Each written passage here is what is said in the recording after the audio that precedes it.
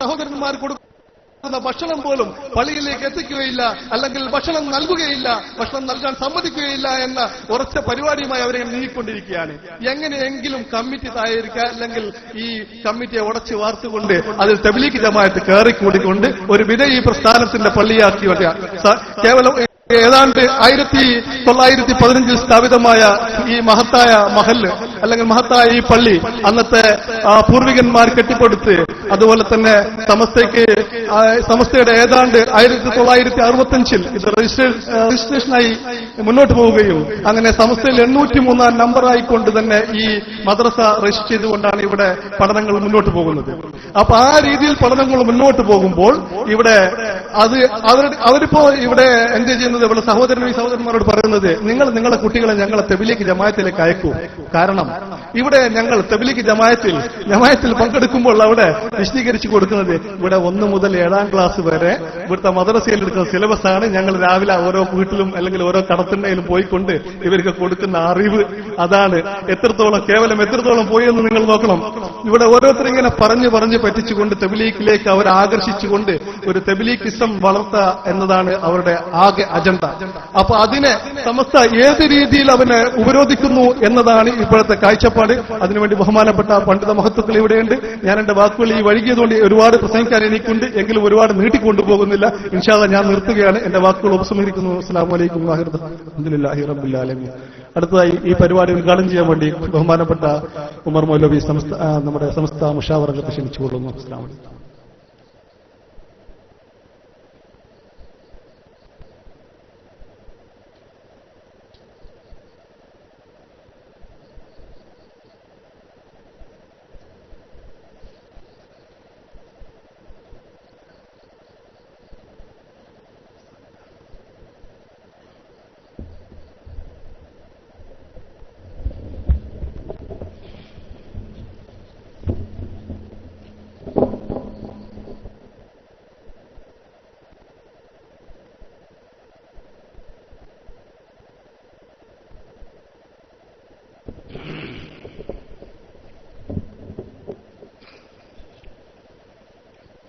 السلام عليكم ورحمة الله وبركاته.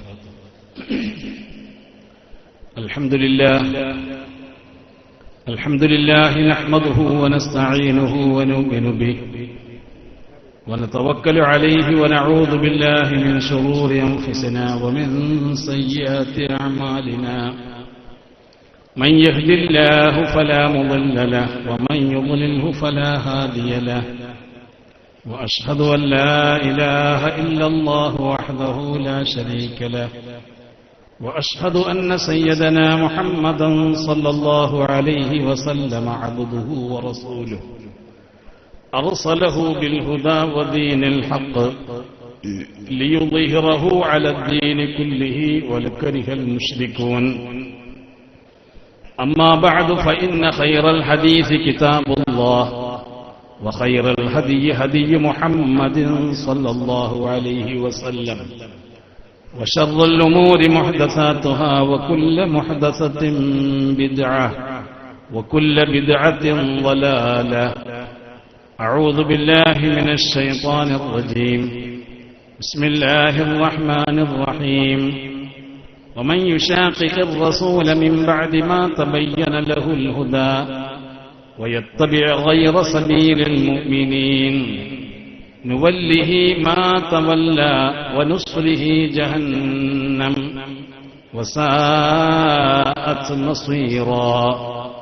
صدق الله العلي العظيم وصدق وبلغ رسوله النبي الكريم ونحن على ذلك من الشاهدين الشاكرين والحمد لله رب العالمين. ഈ മഹനീയ സംഗമത്തിൽ സ്റ്റേജിൽ ഉപവിഷ്ടരായ ഉലമാക്കളെ, ഉമറാക്കളെ, ഈ സദസ്സിൽ സന്നിഹിതരായിരിക്കുന്ന പ്രിയപ്പെട്ട സഹോദരി സഹോദരങ്ങളെ, വിദ്യാർത്ഥികളെ, അല്ലാഹു സുബ്ഹാനഹു വ തആല ഏറെ സന്തോഷിക്കുകയും ഒട്ടനേകം പ്രതിഫലങ്ങളെ കൊണ്ടും അവന്റെ റഹ്മത്ത് കൊണ്ടും അനുഗ്രഹീതമാക്കപ്പെട്ട ഒരു സദസ്സിലാണ് നാം ഇവിടെ ഒരുമിച്ച് കൂടിയിരിക്കുന്നത്.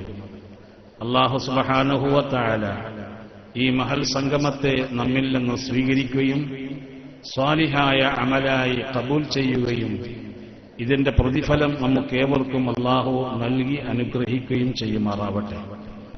പ്രിയപ്പെട്ട സഹോദരങ്ങളെ, ഇവിടെ അഹ്ലുസ് സുന്നത്തി വൽ ജമാഅത്തിന്റെ എതിരിൽ വന്നിരിക്കുന്ന ഒരു കക്ഷിയെ സമുദായത്തിന് പരിചയപ്പെടുത്തി കൊടുക്കുകയും ബഹുമാനപ്പെട്ട സമസ്ത കേരള ജംഇയ്യത്തുൽ ഉലമ എന്തുകൊണ്ട് ആ കക്ഷിയെ ബിദ്ഈ കക്ഷികൾ എന്ന് പറയാനുള്ള കാരണം എന്തൊക്കെയാണ് എന്നതിനെ സംബന്ധിച്ചുള്ള ഒരു വിശദീകരണമാണ് ഇവിടെ. ദീർഘമായ പ്രസംഗം ചെയ്യാൻ ആഗ്രഹിക്കുന്നില്ല.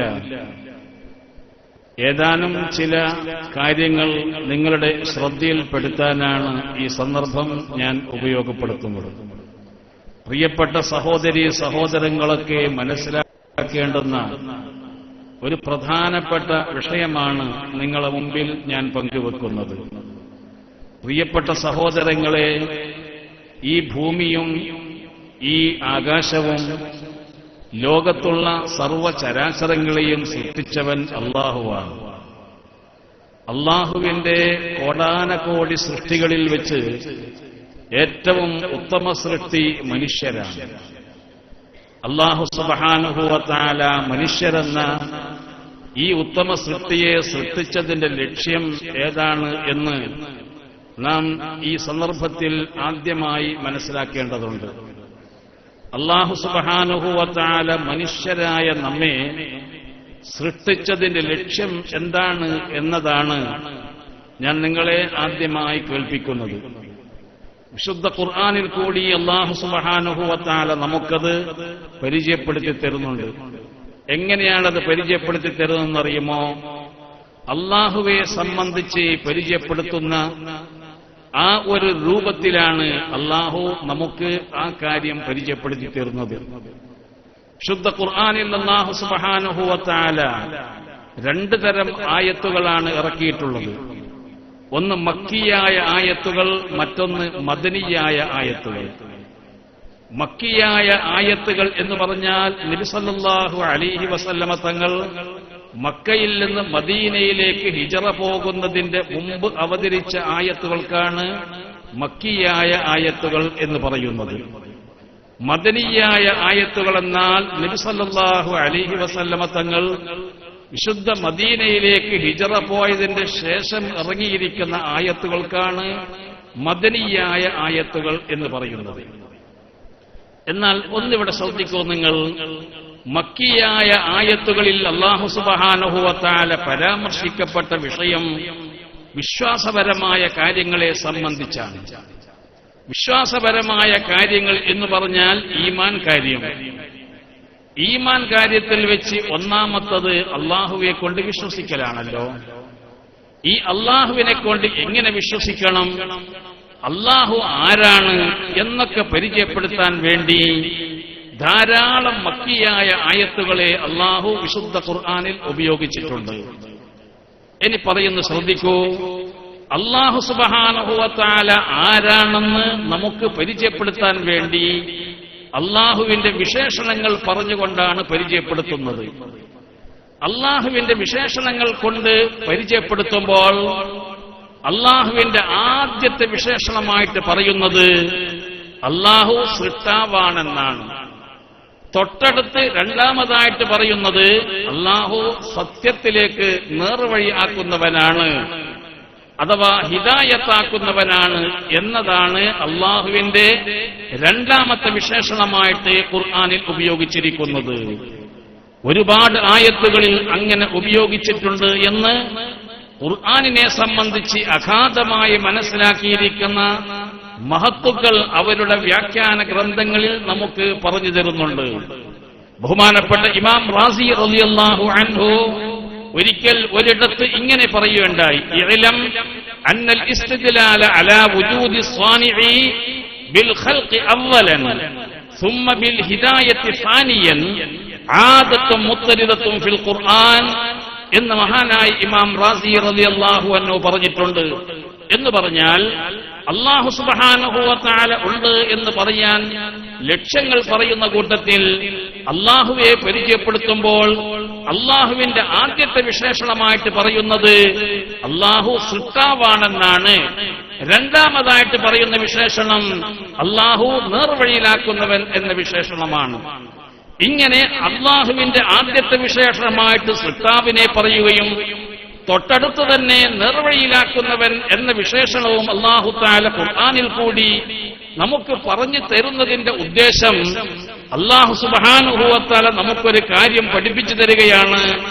സൃഷ്ടാവായ അല്ലാഹു അള്ളാഹുവിന്റെ ഉത്തമ സൃഷ്ടിയായ മനുഷ്യരെ സൃഷ്ടിച്ചിരിക്കുന്നത് സത്യത്തിന്റെ മാർഗം, ആ സത്യത്തിന്റെ മാർഗം സ്വീകരിക്കാനും ആ സത്യത്തിന്റെ മാർഗം സ്വീകരിച്ച് അത് മുറുകെ പിടിച്ച് അത് ജീവിച്ചു അതിൽ തന്നെ മരിക്കാൻ വേണ്ടിയാണ് അല്ലാഹു സുബ്ഹാനഹു വ തആല മനുഷ്യരായ നമ്മെ സൃഷ്ടിച്ചിരിക്കുന്നത്.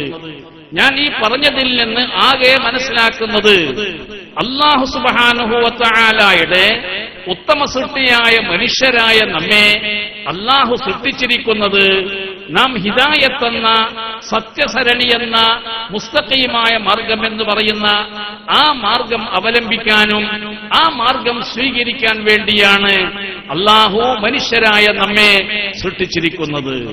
നോക്കൂ നിങ്ങൾ, നാം ഒക്കെ ഇന്ന് ഇശാ നിസ്കരിച്ചില്ലേ? ഇൻഷാ അല്ലാഹ് നാളെ രാവിലെ സുബ്ഹി നിസ്കരിക്കണ്ടേ? കഴിഞ്ഞാൽ ളുഹ്ർ നിസ്കരിക്കണമല്ലോ, പിന്നെ അസ്ർ നിസ്കരിക്കുമല്ലോ, പിന്നെ ഇൻഷാ അല്ലാഹ് മഗ്രിബ് നിസ്കരിക്കുമല്ലോ. ഈ നിസ്കാരങ്ങളിലെല്ലാം അല്ലാഹുവിനോട് നാം ചോദിക്കുന്ന ഒരു പ്രാർത്ഥനയുണ്ട്. എന്താണ് ആ പ്രാർത്ഥന?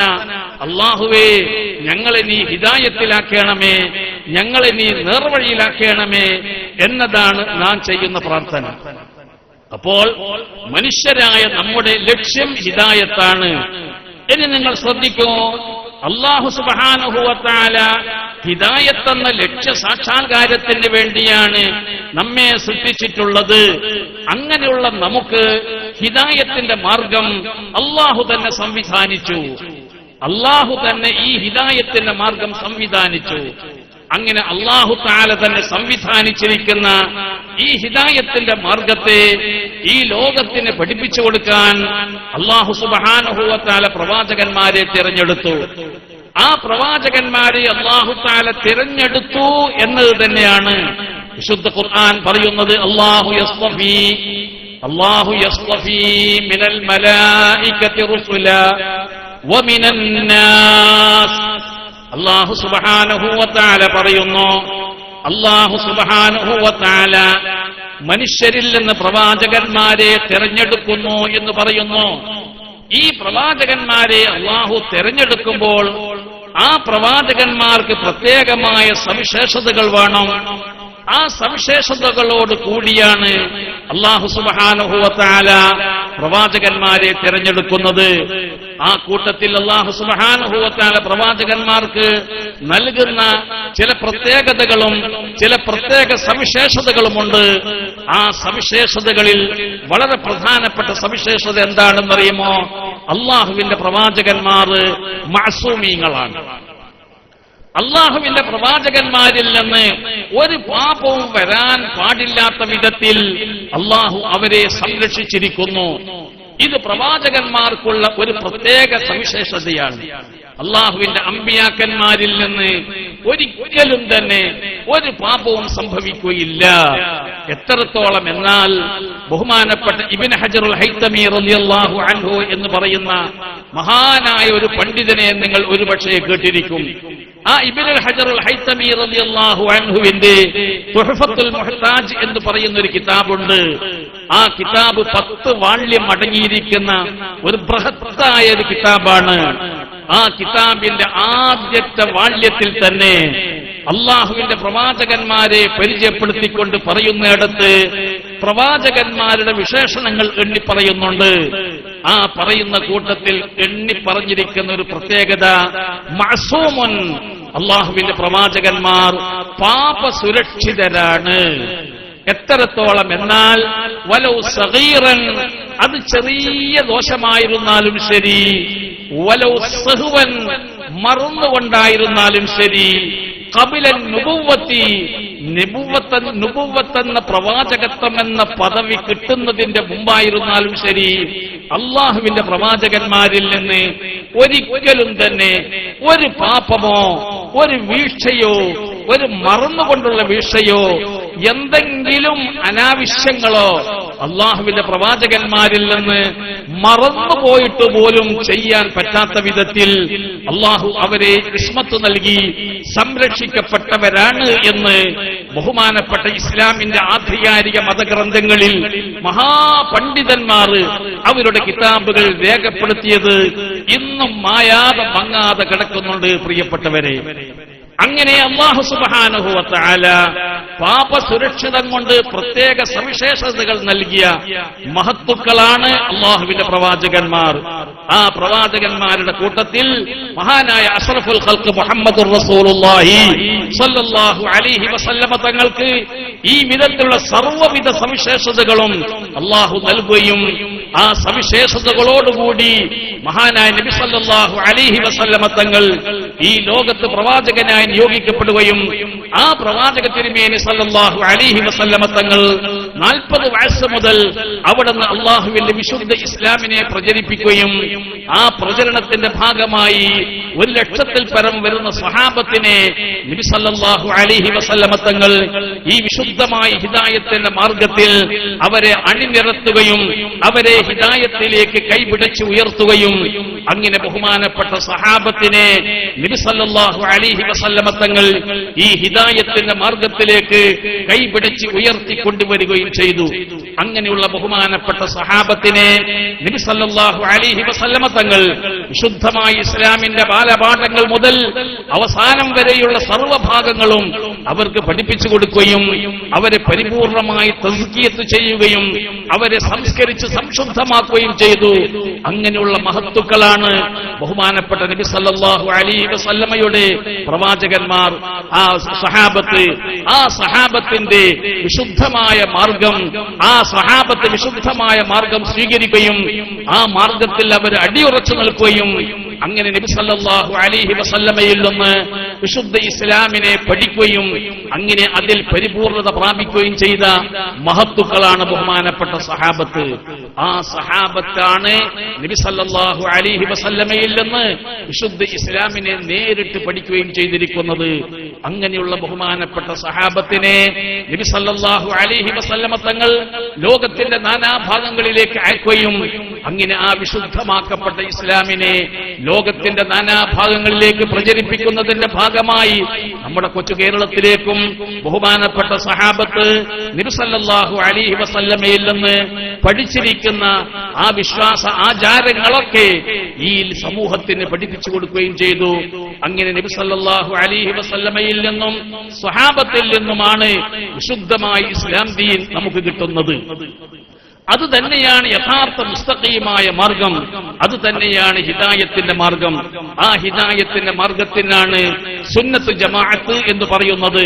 അഹ്ലി സുന്നത്തി വൽ ജമാഅത്ത് എന്ന് പറഞ്ഞാൽ നബി സല്ലല്ലാഹു അലൈഹി വസല്ലമയുടെയും നബി സല്ലല്ലാഹു അലൈഹി വസല്ലമയിൽ നിന്ന് പഠിച്ചിരിക്കുന്ന ബഹുമാനപ്പെട്ട സഹാബത്തിന്റെയും മാർഗം സ്വീകരിക്കുന്നവർക്കാണ് സുന്നികൾ എന്നും അഹ്ലി സുന്നത്തി വൽ ജമാഅ എന്നും പറയുന്നത്. ആ അഹ്ലി സുന്നത്തി വൽ ജമാഅത്തിനെ പ്രചരിപ്പിക്കുക എന്നതാണ് ബഹുമാനപ്പെട്ട സമസ്ത ചെയ്തിരിക്കുന്ന ഏറ്റവും വലിയ സേവനം. എന്തുകൊണ്ടെന്നാൽ ഈ കേരളക്കരയിൽ വിശുദ്ധ ഇസ്ലാമിന്റെ തനതായ രൂപവും അതിന്റെ ഒറിജിനാലിറ്റിയും സ്വീകരിക്കാൻ സൗഭാഗ്യം സിദ്ധിച്ച ഈ കേരള ജനതക്ക് ഒരുപാട് കാലം ആ വിശുദ്ധമായ ഇസ്ലാമിന്റെ ഒറിജിനൽ കൂടി തന്നെ ജീവിക്കാൻ കഴിഞ്ഞു. പിന്നീട് ചില തിരിമറികളും ചില വ്യതിയാനങ്ങളും ഈ സമൂഹത്തിന് വരാൻ തുടങ്ങിയപ്പോൾ, അഥവാ ചില ബിദ്അത്തുകൾ ഇവിടെ കടന്നുകൂടാൻ തുടങ്ങിയപ്പോൾ ബഹുമാനപ്പെട്ട സമസ്തയുടെ അക്കാലത്തുള്ള പണ്ഡിതന്മാർ സടകുടഞ്ഞെഴുന്നേൽക്കുകയും ഈ ബിദ്അത്തിനെതിരിൽ ശക്തമായി പ്രതികരിക്കേണ്ടത് കാലഘട്ടത്തിന്റെ അനിവാര്യമാണ്, പണ്ഡിതന്മാരുടെ ധർമ്മമാണ് എന്നവർ കണക്കിലെടുക്കുകയും അങ്ങനെ ഒരു സംഘടിത രൂപമുണ്ടാക്കുകയും ആ സംഘടിത രൂപം ബഹുമാനപ്പെട്ട സമസ്ത കേരള ജംഇയ്യത്തുൽ ഉലമ എന്ന പേരിൽ ഇവിടെ രൂപീകരിക്കപ്പെടുകയും ചെയ്തു. അങ്ങനെയുള്ള സമസ്ത കേരള ജംഇയ്യത്തുൽ ഉലമ ആദ്യകാലത്ത് അതിന്റെ പ്രവർത്തനം ഇവിടെ ഉണ്ടായിരുന്നത് സുന്നത്ത് ജമാഅത്തിന്റെ വിരുദ്ധ ശക്തികളെ തുറന്നു കാട്ടുകയും സുന്നത്ത് ജമാഅത്തിന്റെ വിരുദ്ധ ശക്തികളുടെ പ്രവർത്തനങ്ങളിൽ വഞ്ചിതരാവാതിരിക്കാൻ വേണ്ടി സമൂഹത്തെ സമുദ്ധരിക്കുകയും ചെയ്യുക എന്നതാണ് ബഹുമാനപ്പെട്ട സമസ്ത കേരള ജംഇയ്യത്തുൽ ഉലമ ആദ്യഘട്ടങ്ങളിൽ വളരെ സജീവമായി പ്രവർത്തിച്ചുകൊണ്ടിരുന്നത്. പ്രദേശങ്ങളിലും പല സ്ഥലങ്ങളിലും യോഗങ്ങൾ സംഘടിപ്പിക്കുകയും ക്ലാസുകൾ സംഘടിപ്പിക്കുകയും സമൂഹത്തിന്റെ മുമ്പിൽ സുന്നത്ത് ജമാഅത്തിന്റെ ആശയങ്ങൾ പ്രചരിപ്പിക്കുകയും സുന്നത്ത് ജമാഅത്തിന് വിരുദ്ധമായി വരുന്ന കക്ഷികളെ പറഞ്ഞുകൊടുക്കുകയും ചെയ്യുക എന്ന ആ മഹത്തായ ദൗത്യ നിർവഹണം തുടരെ നടത്തുകയും അങ്ങനെ സമൂഹത്തിന് സുന്നത്ത് ജമാഅത്തിൽ അടിയുറപ്പിച്ച് നിർത്തുകയും സുന്നത്ത് ജമാഅത്തിന്റെ ആശയങ്ങൾ പറഞ്ഞ് മനസ്സിലാക്കി കൊടുക്കുകയും ചെയ്യുന്ന ബഹുമാനപ്പെട്ട സമസ്ത പിന്നെയും അത് തന്നെ നിലനിർത്തുകയും തുടരുകയും ചെയ്യുകയും ഇന്നും അത് അഭംഗുരം തുടരുകയും ചെയ്യുന്നു. ആ കാലഘട്ടത്തിലാണ് ബഹുമാനപ്പെട്ട സമസ്ത കേരള ജംഇയ്യത്തുൽ ഉലമ 1965 ഒരു മുശാവറ യോഗം ചേരുകയും ആ മുശാവറ യോഗത്തിൽ വെച്ച് ഒരു തീരുമാനമെടുക്കുകയും ചെയ്തു. എന്താണ് ആ തീരുമാനം എന്നറിയുമോ? 1965 ഒക്ടോബർ 16 തീയതി ബഹുമാനപ്പെട്ട സമസ്ത കേരള ജംഇയ്യത്തുൽ ഉലമയുടെ മുശാവറ യോഗം ചേരുകയും ആ യോഗത്തിലേക്ക് തബ്ലീഗ് ജമാഅത്ത് എന്ന പേരിൽ അറിയപ്പെടുന്ന ഒരു പുതിയ പ്രസ്ഥാനത്തെ സംബന്ധിച്ചുള്ള വിശദമായ റിപ്പോർട്ട് അവിടെ ഹാജരാക്കപ്പെടുകയും ചെയ്തു. ബഹുമാനപ്പെട്ട അക്കാലത്തുള്ള മഹത്തുക്കളായ പണ്ഡിതന്മാർ, ആ പണ്ഡിതന്മാർ ഈ വിഷയത്തെ സംബന്ധിച്ച് അവർ ആലോചിക്കാനുള്ള കാരണം നിങ്ങളും ഞാനും എല്ലാവരും ആദരിക്കപ്പെടുന്ന മഹാനായ മർഹൂം ഖുത്ബി മുഹമ്മദ് മുസ്ലിയാർ റളിയല്ലാഹു മർഖദഹു വനഫഅന അല്ലാഹു ബിഉലൂമിഹി വഅസ്റാരിഹി യാ റബ്ബൽ ആലമീൻ. മഹാനായ ഖുത്ബി മുഹമ്മദ് മുസ്ലിയാർ അവറുകൾ ബഹുമാനപ്പെട്ട സമസ്ത കേരള ജംഇയ്യത്തുൽ ഉലമയുടെ പണ്ഡിതന്മാരോട് അവരെ വിളിച്ചുണർത്തുകയുണ്ടായി. ഇവിടെ കേരളക്കരയിൽ ഒരു തബ്ലീഗ് ജമാഅത്ത് പ്രവർത്തനം ആരംഭിച്ചിട്ടുണ്ട്. ഉത്തരേന്ത്യയിൽ പ്രവർത്തിച്ചുകൊണ്ടിരുന്ന ഈ തബ്ലീഗ് ജമാഅത്ത് കേരളക്കരയിൽ വളരാൻ ചില ശ്രമങ്ങൾ നടക്കുന്നുണ്ട്. അതുകൊണ്ട് സമുദായം വഞ്ചിതരാവാതിരിക്കാൻ വേണ്ടി അതേ സംബന്ധിച്ച് പഠിച്ച് വ്യക്തമായി പഠിച്ച് അതിനെ സംബന്ധിച്ച് സമൂഹത്തിനോട് പറഞ്ഞുകൊടുക്കണമെന്ന് ബഹുമാനപ്പെട്ട ഖുത്ബി മുഹമ്മദ് മുസ്ലിയാർ അവറുകളുടെ നിർദ്ദേശം പാലിച്ചുകൊണ്ട് ബഹുമാനപ്പെട്ട സമസ്ത കേരള ജംഇയ്യത്തുൽ ഉലമ ഈ സംഘടനയെ സംബന്ധിച്ച് പഠിക്കാൻ വേണ്ടി ഒരു പ്രത്യേക സമിതിയെ രൂപീകരിക്കുകയും ആ സമിതി ഒട്ടേറെ അതിന്റെ ഗ്രന്ഥങ്ങൾ പരിശോധിക്കുകയും ചെയ്തു. ഒട്ടേറെ അതിന്റെ ഗ്രന്ഥങ്ങൾ, അതിന്റെ സ്ഥാപക നേതാവ് ആരാണ്, അദ്ദേഹത്തിന്റെ ഗുരുനാഥൻ ആരാണ്, അദ്ദേഹത്തിന്റെ ഗുരുനാഥൻ ആരാണ്, അദ്ദേഹത്തിന്റെ ആശയം എന്താണ്, അദ്ദേഹത്തിന്റെ ആശയ വൈകല്യങ്ങൾ എന്താണ്, ഇത്യാദി കാര്യങ്ങളൊക്കെ പഠിക്കാൻ വേണ്ടി ഒരു പ്രത്യേക സമിതിയെ ഉണ്ടാക്കി. ആ സമിതി ദീർഘകാലം അതിനെ സംബന്ധിച്ച് പഠിച്ചു. അതിനാവശ്യമായ ഉറുദു ഭാഷയിലുള്ള ഒട്ടേറെ ഗ്രന്ഥങ്ങൾ സംഘടിപ്പിക്കുകയും ആ ഗ്രന്ഥങ്ങളൊക്കെ വെച്ചുകൊണ്ട് വിശദമായി അതേ സംബന്ധിച്ച് പരിശോധന നടത്തുകയും ചെയ്തു. പരിശോധന നടത്തിയപ്പോൾ അതിന്റെ സ്ഥാപക നേതാവ് ഇല്യാസ് എന്ന് പറയുന്ന ആളും അദ്ദേഹത്തിന്റെ ഗുരുവായിരുന്ന റഷീദ് അഹമ്മദ് കാങ്കോയിയും അതുപോലെ തന്നെ അഷ്റഫ് അലി താനവി തുടങ്ങിയിരിക്കുന്ന ഉത്തരേന്ത്യയിലുള്ള ചില പണ്ഡിതന്മാർ, ആ പണ്ഡിതന്മാരുടെ ആശയങ്ങൾ മുഴുവനും ഇബ്നു അബ്ദുൽ വഹാബ് എന്ന് പറയുന്ന നജ്ദിയൻ സിദ്ധാന്തക്കാരനായ വഹാബി എന്ന പേരിലൊക്കെ നമുക്കൊക്കെ സുപരിചിതനായ ഹിജറ 1111 ഭൂജാതനായ അഥവാ ജനിച്ചിരിക്കുന്ന മുഹമ്മദ് ബിൻ അബ്ദുൽ വഹാബ് ഏതൊരു ആശയമാണോ അദ്ദേഹത്തിനുണ്ടായിരുന്നത്, ഏതൊരു വിശ്വാസമാണോ അദ്ദേഹത്തിനുണ്ടായിരുന്നത്, അതേ വിശ്വാസത്തിന്റെ മറ്റൊരു പതിപ്പായിട്ടാണ് ഈ റഷീദ് അഹമ്മദ് കാങ്കോഹിയും കാണുന്നത്. അതുപോലെ തന്നെ അദ്ദേഹത്തിന്റെ ഗുരുവര്യന്മാരെയും കാണുന്നത്.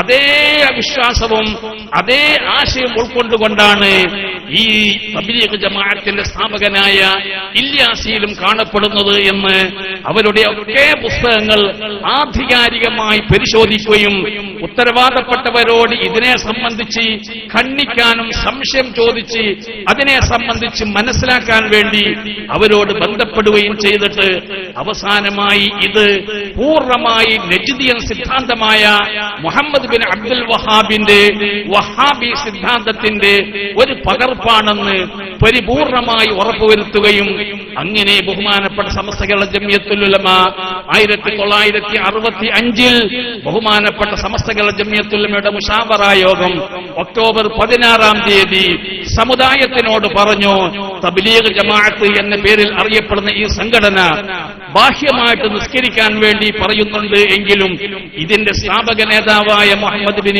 ഇല്യാസിന്റെയും അതുപോലെ തന്നെ അവരുടെ ശൈഖായ റഷീദ് അഹമ്മദ് കാങ്കോഹിയുടെയും ഒക്കെ നജ്ദിയൻ സിദ്ധാന്തമാണ് അവർക്കൊക്കെ ഉള്ളത്. അവരൊക്കെ വഹാബികൾക്ക് ഏതൊക്കെ സിദ്ധാന്തമുണ്ടായിരുന്നോ അതെല്ലാം ഇവരിലും കാണപ്പെടുന്നുണ്ട്. അതുകൊണ്ട് ഇത് ബിദ്അഈ കക്ഷികളാണ്. ഒരിക്കലും തന്നെ ഈ ബിദ്അഈ കക്ഷികളോട് നിങ്ങൾ ഒരിക്കലും തന്നെ അടുക്കുവാനോ നിങ്ങൾ കൂട്ടം കൂടുവാനോ അതിനെ പിൻപറ്റുവാനോ പാടില്ല എന്ന് ബഹുമാനപ്പെട്ട സമസ്ത സമൂഹത്തിനോട് പറഞ്ഞുകൊടുത്തു.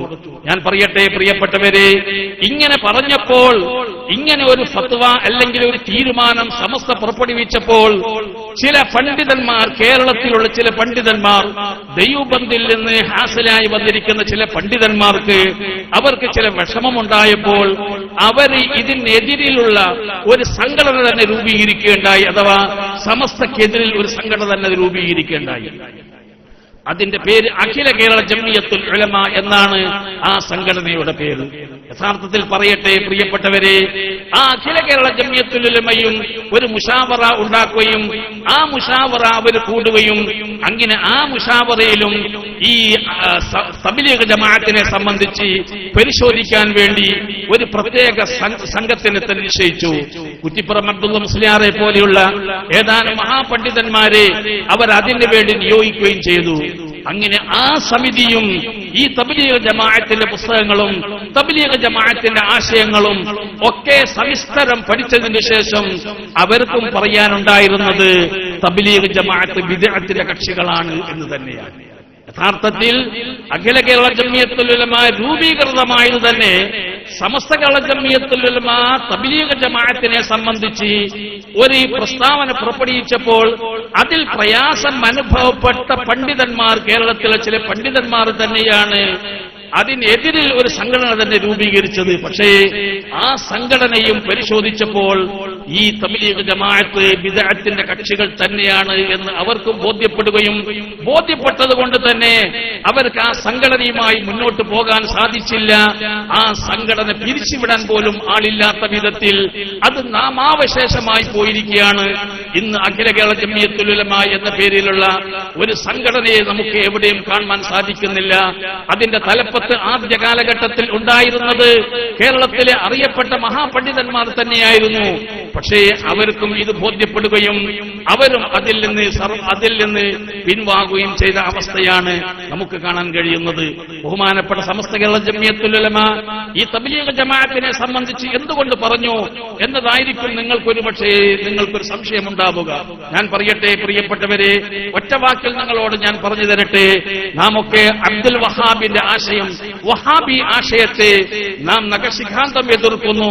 എന്തുകൊണ്ടെന്നാൽ ആ വഹാബി ആശയത്തിൽ സുന്നത്ത് ജമാഅത്തിന്റെ അഖീദയോട് വിരുദ്ധമായ ഒട്ടേറെ ആശയങ്ങൾ വഹാബികളുടെ ആശയത്തിൽ ഉണ്ട്. അതുകൊണ്ട് തന്നെയാണ് അതിനെ നാം ബിദ്അഈ കക്ഷികൾ എന്ന് പറയുന്നത്. എന്നാൽ അതേ ആശയത്തിന്റെ മറ്റൊരു പതിപ്പ് മാത്രമാണ് തബ്ലീഗ് ജമാഅത്തിലുമുള്ളത്. ബഹുമാനപ്പെട്ട നബി സല്ലല്ലാഹു അലൈഹി വസല്ലമയുടെ ഇസ്മത്തിനെ സംബന്ധിച്ച് ഞാൻ പറഞ്ഞില്ലേ, അല്ലാഹുവിന്റെ പ്രവാചകന്മാർ പാപസുരക്ഷിതരാണെന്ന് പറഞ്ഞു. അള്ളാഹുവിന്റെ പ്രവാചകന്മാർ പാപസുരക്ഷിതരാണ് എന്ന് പറഞ്ഞതിന്റെ എതിരാണ് ഇവിടെയുള്ള ജമാഅത്തെ ഇസ്ലാമിയും അതുപോലെ തന്നെ ഇവിടെയുള്ള മുജാഹിദ് വിഭാഗമായ വഹാബികളും ബഹുമാനപ്പെട്ട നബി സല്ലല്ലാഹു അലൈഹി വസല്ലം അടക്കമുള്ള പ്രവാചകന്മാർക്ക് ഇസ്മത്തില്ല, അവരിൽ നിന്ന് പാപം സംഭവിക്കും എന്ന് പറയുന്ന പക്ഷക്കാരാണ് ഇവിടെയുള്ള വഹാബികൾ അഥവാ മുജാഹിദുകൾ, അതുപോലെ തന്നെ ജമാഅത്തെ ഇസ്ലാമി. എന്നാൽ തബ്ലീഗ് ജമാഅത്തും പറയുന്നത് ബഹുമാനപ്പെട്ട അമ്പിയാക്കന്മാർക്ക് ഇസ്മത്തില്ല എന്ന രൂപത്തിൽ തന്നെയാണ് അവർ പറയുന്നത്. ഇല്യാസി സാഹിബിന്റെ മൽഫൂലാത്ത് എന്ന് പറയുന്ന ഒരു പുസ്തകമുണ്ട്. ആ പുസ്തകത്തിൽ അദ്ദേഹം പറയുന്നുണ്ട്, അള്ളാഹുവിന്റെ പ്രവാചകന്മാർ സാധാരണ ജനങ്ങളോട് പെരുമാറുന്നതുകൊണ്ട്, സാധാരണ ജനങ്ങളുമായി ഇടപഴകുന്നതുകൊണ്ട് സാധാരണ ജനങ്ങൾക്കുണ്ടാകുന്ന പാകപ്പിഴവുകൾ ഈ പ്രവാചകന്മാരിലും ഉണ്ടാവും എന്ന അർത്ഥത്തിൽ തന്നെ അദ്ദേഹത്തിന്റെ മൽഫൂലാത്ത് എന്ന് പറയുന്ന അദ്ദേഹത്തിന്റെ ഒരു ഗ്രന്ഥമുണ്ട്. അദ്ദേഹത്തിന്റെ വാമൊഴി എന്ന പേരിൽ അറിയപ്പെട്ടുകൊണ്ട് എഴുതിയിരിക്കുന്ന ഒരു ഗ്രന്ഥമാണ് മൽഫൂലാത്ത്. ആ മൽഫൂലാത്തിൽ അദ്ദേഹത്തിന്റേതായി പറയുന്നുണ്ട്, ബഹുമാനപ്പെട്ട നബി സല്ലല്ലാഹു അലൈഹി വസല്ലം അടക്കമുള്ള പ്രവാചകന്മാർ അവരൊക്കെ ഈ സാധാരണ ജനങ്ങളുമായിട്ട് സഹവസിക്കുന്നത് കൊണ്ട് ആ സാധാരണ ജനങ്ങൾക്കുണ്ടാകുന്ന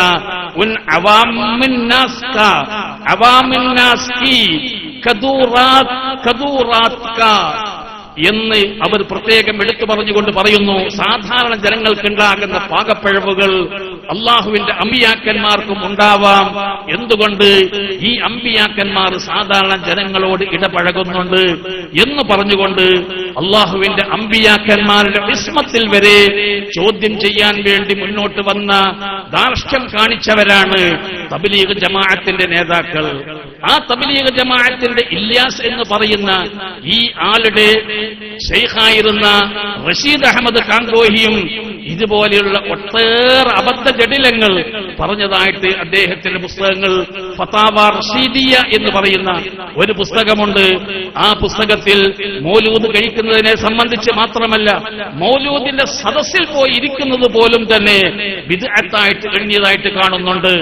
അതോടൊപ്പം തന്നെ മുഹമ്മദ് നബി സല്ലല്ലാഹു അലൈഹി വസല്ലമയുടെ റൗള ഷരീഫ് എന്ന് പറയുന്ന ഖബറു ഷരീഫിലെ ആ ഖബറു ഷരീഫിന്റെ അടുക്കൽ ചെന്നുകൊണ്ട് യാ റസൂലല്ലാഹ് എന്ന് വിളിക്കുമ്പോൾ അസ്റഫുൽ ഖൽഖ് നബി സല്ലല്ലാഹു അലൈഹി വസല്ലമ തങ്ങൾ അദൃശ്യ ജ്ഞാനം അറിയുമെന്ന് കരുതിക്കൊണ്ടോ, അതോടൊപ്പം തന്നെ നബി തങ്ങൾ എന്റെ ഈ വിളി കേൾക്കുന്നുണ്ട് എന്ന് കരുതിക്കൊണ്ടോ ആരെങ്കിലും നബി സല്ലല്ലാഹു അലൈഹി വസല്ലമയുടെ ഖബറിൽ ചെന്നുകൊണ്ട് യാ റസൂലല്ലാഹ് എന്ന് വിളിച്ചു പോയാൽ അത് തനി കുഫറും ശിർക്കുമാണെന്ന് വരെ പറയാൻ ധാർഷ്ട്യം കാട്ടിയവരാണ് ഇവരുടെ അപ്പോസ്തലന്മാർ എന്നതും കൂടി ഇവിടെ ശ്രദ്ധിക്കപ്പെടുമ്പോൾ തബ്ലീഗ് ജമാഅത്ത് സുന്നത്ത് ജമാഅത്തിന്റെ ആശയങ്ങളോട് അഖീദയോട് ഘടകവിരുദ്ധമാണ് എന്ന കാര്യത്തിൽ യാതൊരു സംശയവുമില്ല. എല്ലാ വിഷയത്തിലും സുന്നത്ത് ജമാഅത്തിന്റെ അഖീദയോട് എതിരാണ്. പ്രിയപ്പെട്ടവരെ, സയ്യിദ് എന്ന് വിളിക്കാൻ പാടില്ല. മഹാനായ പ്രവാചകന്മാരെ പോലും സയ്യിദ് എന്ന് വിളിക്കാൻ പാടില്ല എന്ന ഏറ്റവും വലിയ അബദ്ധം ഇവർ പറയുന്നതായിട്ട് അവരുടെ പുസ്തകത്തിൽ കാണുന്നുണ്ട്. ഇങ്ങനെ തുടങ്ങി റിസാലത്ത് തൗഹീദ് എന്ന് പറയുന്ന ഒരു പുസ്തകത്തിലുണ്ട്. ആ റിസാലത്ത് തൗഹീദ് എന്ന് പറഞ്ഞാൽ ഇല്യാസ് എന്ന് പറയുന്ന തബ്ലീഗ് ജമാഅത്തിന്റെ സ്ഥാപകൻ മരിച്ചതിനു ശേഷം അദ്ദേഹത്തിന്റെ ലോക അമീറായി വന്നിരിക്കുന്ന അദ്ദേഹത്തിന്റെ മകളുടെ ഭർത്താവ് സക്കരിയ സാഹിബ് എന്ന് പറയുന്ന ആളുണ്ട്.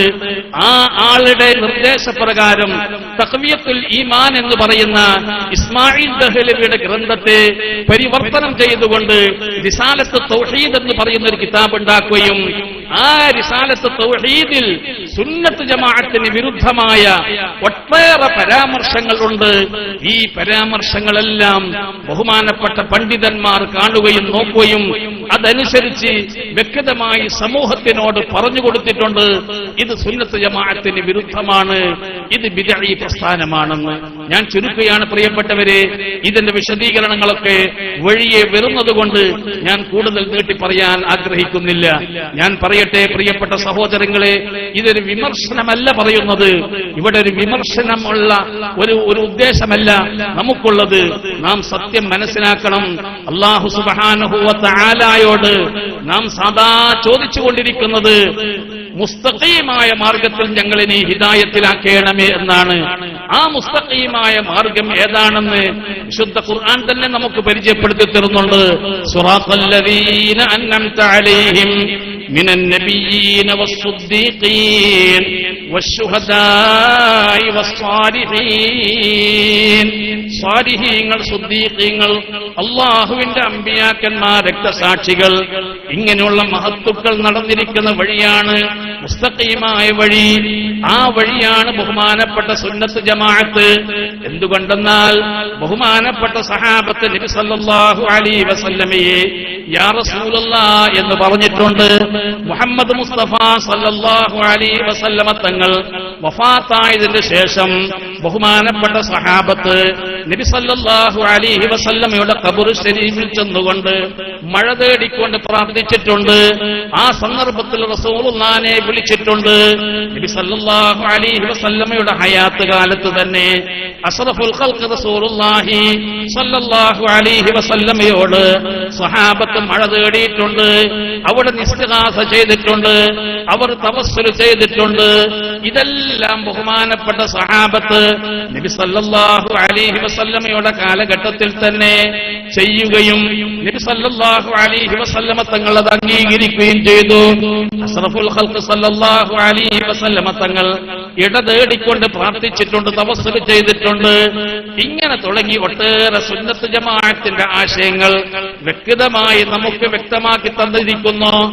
ആ വ്യക്തമായ ആശയങ്ങളൊക്കെ ബിദ്അത്താണ്, ശിർക്കാണ്, കുഫറാണ് എന്ന് പറയാൻ വരെ ധാർഷ്ട്യം കാണിക്കുന്ന തബ്ലീഗ് ജമാഅത്തിന്റെ അപ്പോസ്തലന്മാരെ സംബന്ധിച്ചിടത്തോളം തനി ബിദ്അത്താണ് ഇവിടെ പ്രചരിപ്പിക്കാൻ അവർ ഉദ്ദേശിക്കുന്നത്. പക്ഷേ പ്രാഥമികമായി ബാഹ്യമായി നിസ്കരിക്കാൻ കൽപ്പിക്കുക, നിസ്കരിക്കാൻ ക്ഷണിക്കുക എന്ന് പറഞ്ഞുകൊണ്ട് സമൂഹത്തിന്റെ ഇടയിൽ നല്ല വെള്ള ചമയുകയും അങ്ങനെ സമൂഹത്തിനെ ബാഹ്യമായി പറ്റിക്കുകയും ചെയ്തുകൊണ്ട് ഈ സമൂഹത്തിൽ ബിദ്അത്ത് എന്ന് പറയുന്ന ആ വിഷബീജങ്ങളെ കുത്തിവെക്കാനുള്ള ഗൂഢതന്ത്രത്തിന്റെ ഭാഗങ്ങളാണ് ഇത് എന്ന് നമുക്ക് കാണാം.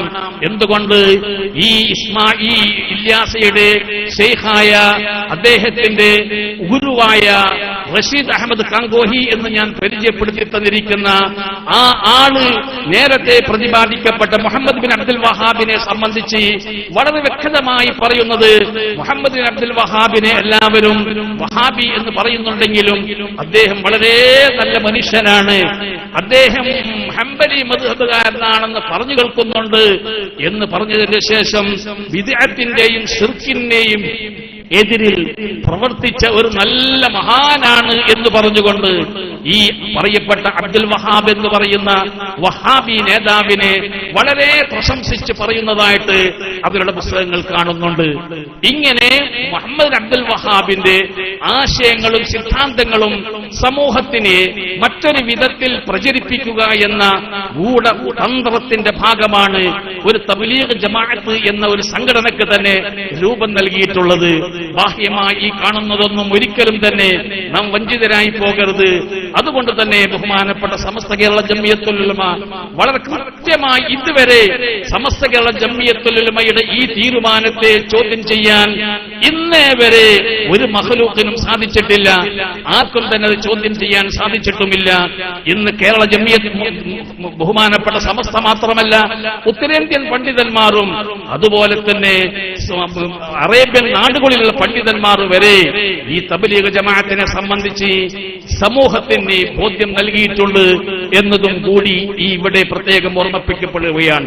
പ്രിയപ്പെട്ട സഹോദരങ്ങളെ, അതുകൊണ്ട് ഒരിക്കലും തന്നെ തബ്ലീഗ് ജമാഅത്ത് സുന്നത്ത് ജമാഅത്തിന്റെ ഭാഗമല്ല, അതൊരു ബിദ്അത്തിന്റെ ഭാഗമാണെന്ന് വളരെ തീർത്ത് പറയാൻ സാധിക്കുന്ന വിധത്തിലുള്ള പരാമർശങ്ങളും ആശയങ്ങളും ആശയ വൈകല്യങ്ങളും നിറഞ്ഞിരിക്കുന്ന ഒരു പ്രസ്ഥാനമായിട്ടാണ് നമുക്ക് കാണാൻ കഴിയുന്നത്.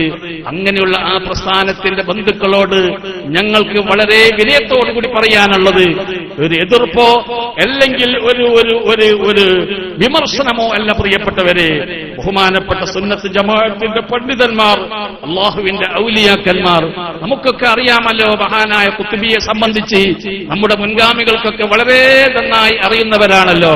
മഹാനായ ഖുത്ബി തങ്ങളവറുകൾ എത്ര മഹാനാണ്, അള്ളാഹുവിന്റെ ഔലിയാക്കന്മാരുടെ വലിയ സ്ഥാനങ്ങൾ വഹിച്ച മഹാനാണ് ബഹുമാനപ്പെട്ട ഖുത്ബി. ആ മഹാനായ ഖുത്ബി തങ്ങളവറുകൾ ഈ വഹാബിയത്തിനെ സംബന്ധിച്ച് നഖശിഖാന്തം എതിർത്തിട്ടുണ്ട്.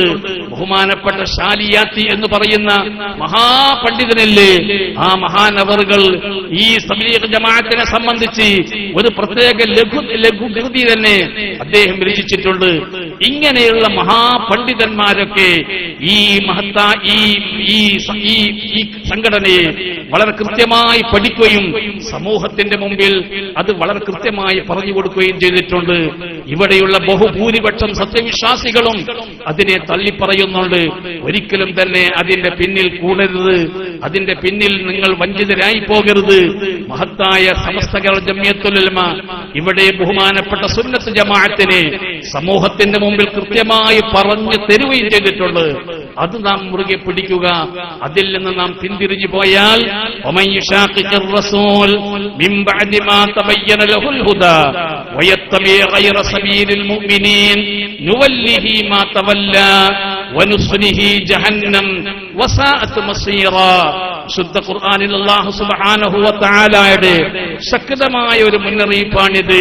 പ്രവാചകനോട് സത്യം വെളിവായതിനു ശേഷം, ഹിദായത്ത് വെളിവായതിനു ശേഷം ബഹുമാനപ്പെട്ട പ്രവാചകനോട് എതിർകാട്ടിക്കുകയും മുഅ്മിനീങ്ങളുടെ മാർഗമല്ലാത്ത മാർഗങ്ങളെ പിൻപറ്റുകയും ചെയ്യുന്നവർ, അവരെ അല്ലാഹു സുബ്ഹാനഹു വ തആല അവർ കളിക്കുന്നതൊക്കെ കളിക്കട്ടെ എന്ന് മനസ്സിലാക്കി അവരെ അഴിച്ചുവിടും.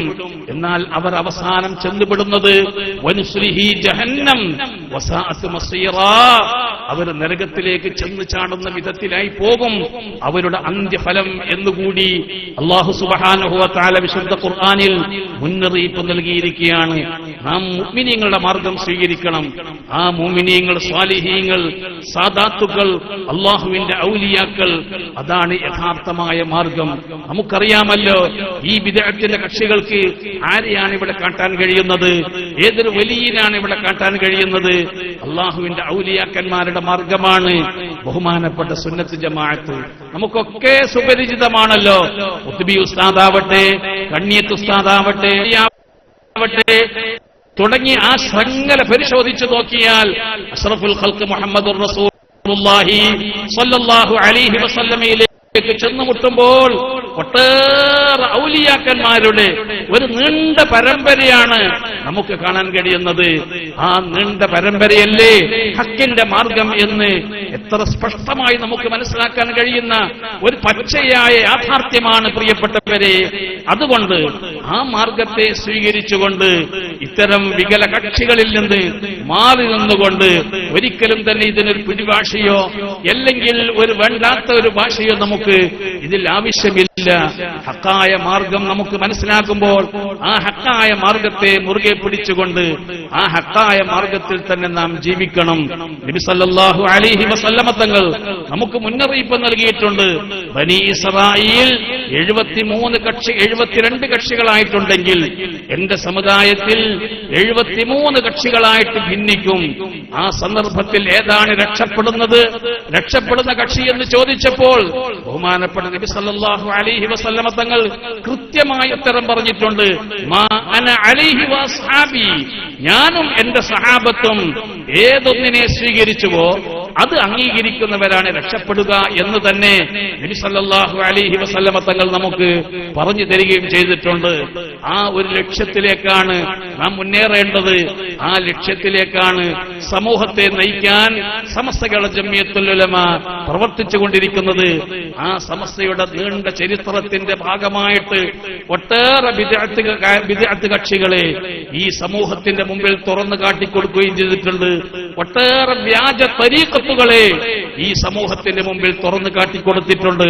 സമൂഹത്തിന്റെ വിശ്വാസത്തെയും കർമ്മങ്ങളെയും സംരക്ഷിക്കുക എന്ന അതിമഹത്തായ ഉത്തരവാദിത്തമാണ് ബഹുമാനപ്പെട്ട സമസ്ത ഇവിടെ ചെയ്തുകൊണ്ടിരിക്കുന്നത്. ഒരിക്കലും തന്നെ ഈ രാജ്യത്ത് ഒരു ഫിത്രി ഉണ്ടാക്കലല്ല, സമൂഹത്തിന് നല്ല വിശ്വാസം, നല്ല മാർഗം, നല്ല കർമ്മം ഇത് സമൂഹത്തിന് പഠിപ്പിച്ചു കൊടുക്കുക എന്നതാണ് ബഹുമാനപ്പെട്ട സമസ്ത ചെയ്യുന്ന ധർമ്മം. ആ ധർമ്മത്തിന്റെ പിന്നിൽ അണിചേരുക, അങ്ങനെ സുന്നത്ത് ജമാഅത്തിന്റെ വക്താക്കളാവുക, മറ്റെല്ലാ ബിദ്അഈ കക്ഷികളെയും കൈവിടിഞ്ഞുകൊണ്ട് അല്ലാഹുവിന്റെ വിശുദ്ധമായ ഹിദായത്തിന്റെ മാർഗത്തിൽ ഉറച്ചു നിൽക്കുകയും അവസാനം ആ ഹിദായത്തിന്റെ മാർഗത്തിൽ തന്നെ ഈ ലോകത്തോട് വിട പറയാൻ നമുക്ക് അല്ലാഹു തൗഫീഖ് നൽകുമാറാവട്ടെ. അല്ലാഹു സുബ്ഹാനഹു വ തആല യഥാർത്ഥമായ വിശ്വാസത്തിൽ അധിഷ്ഠിതമായ ജീവിതം നയിച്ചുകൊണ്ട് അവസാനം ലാ ഇലാഹ ഇല്ലല്ലാഹ് എന്ന കലിമത്ത് ഉച്ചത്തിൽ ഉച്ചരിച്ചുകൊണ്ട് ബഹുമാനപ്പെട്ട സ്വാലിഹീങ്ങളുടെ സുദ്ദീഖീങ്ങളുടെ അമ്പിയാക്കന്മാരുടെ മാർഗത്തിൽ ജീവിച്ചു മരിക്കാൻ അല്ലാഹു നമുക്ക് ഏവർക്കും തൗഫീഖ് ചെയ്യുമാറാവട്ടെ. ആമീൻ യാ റബ്ബൽ ആലമീൻ എന്ന് ദുആ ചെയ്തുകൊണ്ട് എന്റെ പ്രിയപ്പെട്ട സുഹൃത്തുക്കളോട് ഒന്നുകൂടി ഊന്നിപ്പറയുകയാണ്. ബഹുമാനപ്പെട്ട സമസ്ത കേരള ജംഇയ്യത്തുൽ ഉലമ ഒട്ടേറെ തെളിവുകളുടെ അടിസ്ഥാനത്തിൽ തബ്ലീഗ് ജമാഅത്ത് ബിദ്അത്തിന്റെ കക്ഷികളാണെന്ന് വ്യക്തമായി പ്രഖ്യാപിച്ചിരിക്കുന്നു. അതിലാർക്കും തന്നെ സംശയം വേണ്ട. ഒരു മുസ്ലിയാർക്കും അതിൽ സംശയം വേണ്ട. ഒരു ചെറുപ്പക്കാരനും അതിൽ സംശയം വേണ്ട. എല്ലാവരും അത് പൂർണ്ണമായി ഉൾക്കൊള്ളേണ്ടതാണ് എന്ന് സമസ്തയുടെ ഒരു ആധികാരിക സ്വഭാവത്തോടുകൂടി തന്നെ ഈ സമൂഹത്തിന്റെ മുമ്പിൽ അവതരിപ്പിച്ചുകൊണ്ട് ഈ മഹത്തായ സംരംഭത്തിന്റെ ഔപചാരിക ഉദ്ഘാടനം ബിസ്മില്ലാഹിർ റഹ്മാനിർ റഹീം ഇന്നാ ഫതഹ്നാ ലക ഫതഹൻ മുബീന എന്ന വാക്യം ഉച്ചരിച്ചുകൊണ്ട് ഉദ്ഘാടനം ചെയ്തതായി അറിയിക്കുന്നതോടൊപ്പം നിങ്ങളോടെല്ലാം തന്നെ ദുആ കൊണ്ട് വസിയത്ത് ചെയ്തുകൊണ്ട് അല്ലാഹു സുബ്ഹാനഹു വ തആല നമ്മെ ഏവരെയും നമ്മിൽ നിന്ന് മരിച്ചുപോയവരെയും അല്ലാഹു എല്ലാവിധത്തിലും അവന്റെ ഹിദായത്തിന്റെ മാർഗത്തിൽ അല്ലാഹു ഒരുമിച്ച് കൂട്ടിത്തരുമാറാവട്ടെ. അല്ലാഹു സുബ്ഹാനഹു വ തആല നമ്മയും നമ്മുടെ കൂട്ടുകുടുംബങ്ങൾ സുഹൃത്തുക്കളെയും അല്ലാഹു എല്ലാവിധത്തിലും ഖൈറിലാക്കുമാറാവട്ടെ. ഈ മഹത്തായ സംരംഭത്തിന് കളമൊരുക്കിയ ഇതിന്റെ സംഘാടകരെ ഞാൻ പ്രത്യേകം അഭിനന്ദിക്കുന്നതോടൊപ്പം ഇത്തരം മഹത്തായ സംരംഭങ്ങളോടുള്ള നിങ്ങളുടേതായ എല്ലാവിധ സഹായ സഹകരണത്തിനെയും ഞാൻ അങ്ങേയറ്റം പ്രശംസിക്കുന്നതോടൊപ്പം ഇതെല്ലാം തന്നെ അല്ലാഹു സുബ്ഹാനഹു വ തആല ഒരു സാലിഹായ അമലായി നമ്മിൽ നിന്ന് സ്വീകരിക്കുമാറാവട്ടെ. ഈ പ്രദേശത്തിനെ അല്ലാഹു തആല സുന്നത്ത് ജമാഅത്തിന്റെ കർമ്മഭൂമിയായി അല്ലാഹു സുബ്ഹാനഹു വ തആല ഖിയാമത്ത് നാൾ വരെ നിലനിർത്തി തരുമാറാവട്ടെ. ആമീൻ യാ റബ്ബൽ ആലമീൻ. വആഖിറു ദഅവാനാ അനിൽ ഹംദുലില്ലാഹി റബ്ബിൽ ആലമീൻ. അസ്സലാമു അലൈക്കും വറഹ്മത്തുള്ളാഹി വബറകാതുഹു. നമ്മുടെ ക്ഷണം സ്വീകരിച്ചെത്തിയ പാലത്തായി മൊയ്ത് ഹാജി അവർകൾ നിങ്ങളേവർക്കും ആശംസ നൽകാൻ വേണ്ടി ക്ഷണിച്ചു.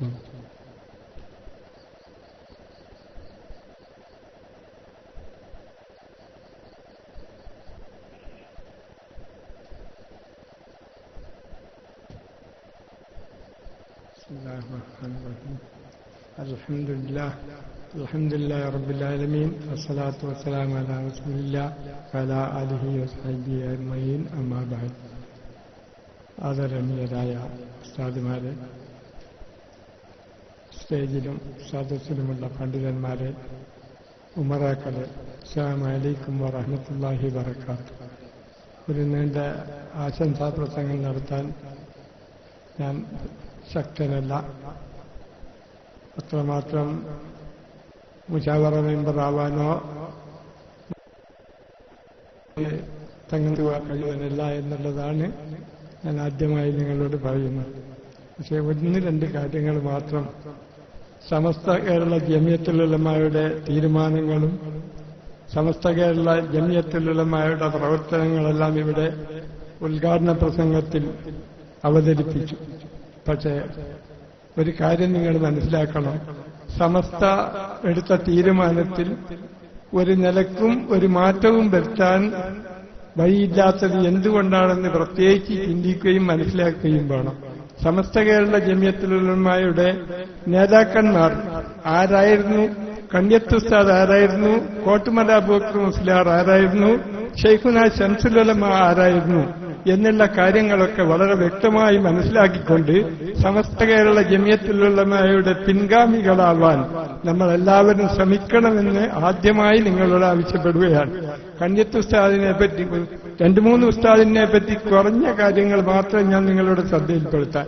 കണ്യത്ത് ഉസ്താദ് ആക്കോട് എന്ന് പറയുന്ന സ്ഥലത്ത് ദർസ നടത്തിയിരുന്നു ഒരു കാലത്ത്. ആക്കോട് ഇപ്പോഴുള്ള മുസ്തഫ ഉദവിയുടെ സ്ഥലത്ത് നിന്ന് 2-3 കിലോമീറ്റർ അകലെ ഒരു പള്ളിയിൽ ദർസ നടത്തിയിരുന്നു. അങ്ങനെ ആ ദർസ നടത്തുമ്പോ അതിന്റെ ആ പരിസരത്തുള്ള ഒരു വീട്ടുകാരെ മരണപ്പെട്ടപ്പോ ഉസ്താദ് വീട്ടിൽ പോയി അവിടുത്തെ മറ്റു കാര്യങ്ങളൊക്കെ കഴിഞ്ഞ് പിറ്റേ ദിവസം രാവിലത്തെ കഞ്ഞി ആ വീട്ടിൽ നിന്നായിരുന്നു കൊണ്ടുവരാറ് ഉസ്താദിന്. അപ്പൊ ആ കഞ്ഞി കൊണ്ടുവരുന്ന ആളോട് പറഞ്ഞു, നാളെ മുതൽ ആ വീട്ടിൽ നിന്ന് എനിക്ക് കഞ്ഞി കൊണ്ടുവരാൻ പാടില്ല, കഞ്ഞി കൊണ്ടുവരരുത്. അപ്പൊ എല്ലാവർക്കും ബേജാറായി. പെരക്കാർക്ക് മാത്രമല്ല, നാട്ടുകാർക്കും വിഷമമായി. എന്താ ഉസ്താദ് ഇങ്ങനെ കഞ്ഞി വേണ്ട എന്ന് പറയുന്നത് എന്നിങ്ങനെ ചിന്തിച്ചു. അവസാനം നിർബന്ധിച്ചപ്പോൾ പറഞ്ഞു, അവിടെ ആ മരിച്ച മനുഷ്യന്റെ ഒരു കുട്ടി യതീമുണ്ട്, ആ കുട്ടിയുടെ മുതലും കൂടി കൂടിയിട്ടാണ് ഈ കഞ്ഞി കൊണ്ടുവരുന്നത്, അതുകൊണ്ട് ആ കഞ്ഞി എനിക്ക് കൊണ്ടുവരണ്ട. ഇത്രമാത്രം സൂക്ഷ്മത. ഒരു യതീമിന്റെ മുതല് തന്റെ വയറ്റിലായി പോകുന്നതിനെ ഭയപ്പെട്ടുകൊണ്ട് സൂക്ഷ്മത പാലിച്ചുകൊണ്ട് ജീവിച്ച കണ്യത്തുസ്താദ്. ആ കണ്യത്തുസ്താദ് 24ാമത്തെ വയസ്സിൽ സമസ്തയിലേക്ക് വരുമ്പോൾ 24ാമത്തെ മെമ്പറായിട്ടാണ് വന്നത് എന്നാണ് ഈ ചരിത്രം പറയുന്നത്. അപ്പോ അത്രയും കാലം കണ്യത്തുസ്താദിന്റെ പ്രവർത്തനം സമസ്ത കേരള ജമിയത്തുൽ ഉലമായിൽ ഉണ്ടായിട്ടുണ്ട്. മരിക്കുന്നത് വരെയും സമസ്ത കേരള ജമിയത്തുൽ ഉലമായുടെ പ്രസിഡന്റായിരുന്നു. മറ്റൊന്ന് കോട്ടുമല അബൂബക്കർ മുസ്ലിയാർ പറയുമ്പോൾ തന്നെ വല്ലാതെ കോട്ടുസ്താദ് മൂത്രത്തിന്റെ പ്രശ്നം ഉണ്ടായിട്ട് കുറച്ച് ദിവസം ആസ്പത്രിയിൽ കിടന്നിട്ട് മൂത്രത്തിന് പൈപ്പ് ഇട്ടു കൊടുത്തു. ആ പൈപ്പ് ഇട്ടതിന് ശേഷം വീട്ടിലേക്ക് വന്ന് കോളേജിലൊക്കെ പോക്ക് എങ്ങനെയാണെന്ന് അറിയുങ്ങൾ. ബസിന്റെ കമ്പി ഒരു കൈ കൊണ്ടും മൂത്രത്തിന്റെ സഞ്ചി ഉൾപ്പെടുന്ന ഒരു കൈ കൊണ്ടും പിടിച്ചുകൊണ്ടാണ് കോളേജിൽ പോക്ക്. അങ്ങനെയാണ് ദിവസം നടത്തിയത്. ഇതുപോലെ ലക്ഷക്കണക്കിനോ കോടിക്കണക്കിനോ ഉറുപ്പിന്റെ സൗകര്യമുള്ള വണ്ടിയോ മറ്റുള്ള കാര്യങ്ങളൊന്നും അവർക്കൊന്നും ഉണ്ടായിരുന്നില്ല. അങ്ങനെ ഒരു ദിവസം വിദ്യാഭ്യാസ ബോർഡിന്റെ യോഗത്തിന് വന്നപ്പോൾ അന്നത്തെ വിദ്യാഭ്യാസ ബോർഡിന്റെ പ്രസിഡന്റായ മൂസ മുസ്ലിയാർ ബഹുമാനപ്പെട്ട കോട്ടുമല അബൂബക്കർ മുസ്ലിയാരോട് പറഞ്ഞു, ഉസ്താദെ ഇങ്ങനെ വിഷമിച്ചിട്ട് വിദ്യാഭ്യാസ ബോർഡിന്റെ യോഗത്തിന് വരരുത്. പിന്നെ ഞാൻ എങ്ങനെയാണ് മൂസ മുസ്ലിയാരെ യോഗത്തിൽ പങ്കെടുക്കേണ്ടത്? നിങ്ങളൊരു ടാക്സി കൂട്ടിയിട്ട് വരണോ, ഒരു കാറ് കൂട്ടിയിട്ട് വരണോ? ആ പൈസ ആര് കൊടുക്കും? എന്റെ കയ്യിൽ പൈസ ഇല്ലല്ലോ. അപ്പം പറഞ്ഞു, വിദ്യാഭ്യാസ ബോർഡിന്റെ കയ്യിൽ പൈസ ഉണ്ട്, ആ പൈസയിൽ നിന്ന് ഞങ്ങൾ കൊടുത്തോളാം. അപ്പം പറഞ്ഞു, മൂസ മുസ്ലിയാരെ ഒരു കാര്യം മനസ്സിലാക്കണം, ഈ വിദ്യാഭ്യാസ ബോർഡിന്റെ പൈസ ഇങ്ങൾക്കും എനക്കും വിഹിതം വെക്കാനുള്ളതല്ല, അത് നിങ്ങൾ മനസ്സിലാക്കണം. അതുപോലെ ഷെയ്ഖുന ശംസുൽ ഉലമ, എന്താണ് അഭിപ്രായം പറയാനുള്ളത്? ഷെയ്ഖുന ശംസുൽ ഉലമ അന്ന് 1947 ഇന്ത്യക്ക് സ്വാതന്ത്ര്യം കിട്ടിയതിനു ശേഷം മതവിദ്യാഭ്യാസം സ്കൂളിൽ വെച്ച് നടത്താൻ പാടില്ല എന്ന് ഒരു നിയമം പാസാക്കിയപ്പോൾ എന്താ ഇനി മതവിദ്യാഭ്യാസം നടത്തണ്ട എന്ന് തീരുമാനിക്കുകയല്ല ചെയ്തത്. ഇന്ന് 10,000-ഓളം മദ്രസകൾ സമസ്ത കേരള ജമിയത്തുൽ ഉലമായുടെ വിദ്യാഭ്യാസ ബോർഡിന്റെ കീഴിൽ നടന്നുകൊണ്ടിരിക്കുന്നുണ്ട്. ഈ നേട്ടങ്ങളും ഈ സൗകര്യങ്ങളൊക്കെ ഉണ്ടാക്കിയത് ബഹുമാനപ്പെട്ട ശൈഖുന അടക്കമുള്ള പല ഉസ്താദുമാരുടെയും വളരെ ത്യാഗം കഴിച്ചുകൊണ്ടുണ്ടാക്കിയ നേട്ടങ്ങളാണ്. ആ നേട്ടങ്ങളാണ് നമ്മൾ ഇപ്പോഴും ഉപയോഗിച്ചുകൊണ്ടിരിക്കുന്നത്, അനുഭവിച്ചുകൊണ്ടിരിക്കുന്നത്. അങ്ങനത്തെ ഉസ്താദന്മാർ, മഹാന്മാരായ ഉസ്താദന്മാർ പറയുന്ന എടുക്കുന്ന തീരുമാനമാണ് സമസ്ത കേരള ജമിയത്തുൽ ഉലമായുടെ തീരുമാനം. തബ്ലീഗ് ജമാഅത്താവട്ടെ, മുജാഹിദ് ആവട്ടെ, അല്ല ജമാഅത്താവട്ടെ, ഏത് സംഘടന വിധികത്താണെന്ന് സമസ്ത പറഞ്ഞോ അത് അംഗീകരിക്കുക, അതിലപ്പുറം മറ്റൊന്നും നോക്കരുത്. ചെറിയൊരു ഉദാഹരണം കൂടി ഞാൻ പറയാം. ബഹുമാനപ്പെട്ട അബൂബക്കർ സിദ്ദീഖ് റളിയല്ലാഹു അൻഹുവിന്റെ ഈമാനും ദുനിയാവിലുള്ള സർവ്വജനങ്ങളുടെ ഈമാനും ഓരോ ഭാഗത്ത് വെച്ച് തൂക്കിയാൽ അബൂബക്കർ സിദ്ദീഖ് റളിയല്ലാഹു അൻഹുവിന്റെ ഈമാനിന് തൂക്കം കൂടുതലാണെന്ന് നബി സല്ലല്ലാഹു അലൈഹി വസല്ലം പറഞ്ഞിട്ടുണ്ട്. അതില്ല എന്ന് ആർക്കും പറയാൻ പറ്റുകയില്ല. അതിനൊരു തെളിവ് അവർക്ക് ഹാജരാക്കാൻ കഴിയില്ല. പിന്നെ എങ്ങനെയാണ് ഇവരുടെ ബഹുമാനപ്പെട്ടവരുടെ ഈമാൻ വർദ്ധിച്ചതിന്റെ കാരണം എന്താണെന്ന് മനസ്സിലാക്കണം. നിങ്ങൾ ഞാനും ഒക്കെ മനസ്സിലാക്കേണ്ടതാണ്. ഉമർ ഖത്താബ് നിസ്കരിച്ചത്ര അബൂബക്കർ സിദ്ദീഖ് റളിയല്ലാഹു അൻഹു നിസ്കരിച്ചിട്ടില്ല. ഉസ്മാൻ ബിൻ അഫ്ഫാൻ റളിയല്ലാഹു അൻഹു നിസ്കരിച്ചത്ര നിസ്കരിച്ചിട്ടില്ല. അലി റളിയല്ലാഹു അൻഹു നോമ്പെടുത്തത്ര ബഹുമാനപ്പെട്ട അബൂബക്കർ സിദ്ദീഖ് എടുത്തിട്ടില്ല. പിന്നെ എങ്ങനെയാണ് ഈമാൻ വർദ്ധിച്ചത്? അതാണ് വളരെ ചിന്തിക്കേണ്ടത്. കാരണം നബി സല്ലല്ലാഹു അലൈഹി വസല്ലം മിഹ്റാജ് 27-ന് ആകാശത്തിൽ പോയി അല്ലാഹുമായി കണ്ടു സംസാരിച്ച് മടങ്ങി വന്നു എന്ന് പിറ്റേ ദിവസം പറഞ്ഞപ്പോൾ അന്ന് മുസ്ലിമിലേക്ക് വന്ന കുറച്ച് കക്ഷികൾ 10-15 ആളോളം വീണ്ടും മുശ്രിക്കീങ്ങൾ എന്നായി മാറിയിട്ടുണ്ട്. അങ്ങനെ ഒരു കക്ഷികൾ വന്ന് വല്ലാണ്ട് ബുദ്ധിമുട്ടി ചോദിച്ചപ്പോ നബി സല്ലല്ലാഹു അലൈഹി വസല്ലം പറഞ്ഞു, നിങ്ങൾ ഉമർ ഖത്താബിനോട് പോയിട്ട് വിവരം പറ, അങ്ങനെ ഉമർ ഖത്താബിന്റെ ഈ കൂട്ടർ പോയി പറഞ്ഞപ്പോ ഈ പറഞ്ഞ ഉടനെ ഒരൊറ്റ അടിയും വെച്ചു. ഈ അടിക്കേണ്ട അയാളെ മരണപ്പെട്ടാൽ മറ്റുള്ളവർ ചോദിച്ചു നിങ്ങൾ എന്ത് പണിയായിരുന്നു? അത് അവിടുന്ന് ചെയ്യേണ്ട പണിയായിരുന്നു, അവിടുന്ന് ചെയ്യാണ്ട് എന്റെ അടുത്തേക്ക് വിട്ടത്, അതുകൊണ്ടാണ് ഞാൻ വെച്ചിട്ട്. അങ്ങനെയാണ് പറഞ്ഞത്. അതേസമയം അബൂബക്കർ സിദ്ദീഖ് റളിയല്ലാഹുവിന്റെ വീട്ടിൽ പോയിട്ട് ഒരാൾ പറഞ്ഞു അള്ളാഹുവിന്റെ റസൂൽ ഇങ്ങനെയെല്ലാം പറയുന്നുണ്ട്, എന്താ ശരിയായിരിക്കും? അള്ളാഹുവിന്റെ റസൂൽ പറഞ്ഞെങ്കിൽ ശരിയാണ്, അതിന്റെ അപ്പുറം അപ്പീലില്ല. അപ്പൊ എന്തുകൊണ്ടാണ് ഈ ഈമാൻ വർദ്ധിക്കുന്നതെന്ന് വെച്ചാൽ വിശ്വാസവും അദബും കുരുത്തും. നബി സല്ലല്ലാഹു അലൈഹി വസല്ലം വഫാത്തായതിനു ശേഷം അബൂബക്കർ സിദ്ദീഖ് റളിയല്ലാഹു അൻഹു ആ മിമ്പർമേൽ കയറുമ്പോൾ ഒരു സ്റ്റെപ്പ് ഇറങ്ങിയിട്ടാണ് ഇരുന്നത്. അബൂബക്കർ സിദ്ദീഖ് റളിയല്ലാഹു അൻഹുവിന്റെ ശേഷം ഉമർ ഖത്താബ് അവിടെ കയറിയിരിക്കുമ്പോ ഒരു സ്റ്റെപ്പ് പിന്നെ ഇറങ്ങിയിട്ടാണ്. ഈ രൂപത്തിൽ അദബ് പാലിച്ചുകൊണ്ട് വിശ്വസിച്ചുകൊണ്ട് നടക്കണം. അതിനാണ് എല്ലാവരും ശ്രമിക്കേണ്ടത്. അതുകൊണ്ട് സമസ്ത കേരള ജമിയത്തുൽ ഉലമായുടെ പിന്നിൽ എല്ലാവരും സമസ്തയ്ക്ക് ശക്തി പകരാൻ എല്ലാവരും ഒത്തൊരുമിച്ചുകൊണ്ട് സഹകരിച്ചുകൊണ്ട് സമസ്തയെ വിജയിപ്പിക്കണമെന്ന് മാത്രം ആവശ്യപ്പെട്ട് നിർത്തുന്നു. വാഹിദ് ദഅ്വാനാ അൽഹംദുലില്ലാഹി റബ്ബിൽ ആലമീൻ. അസ്സലാമു അലൈക്കും വറഹ്മത്തുള്ളാഹി വബറകാതുഹു.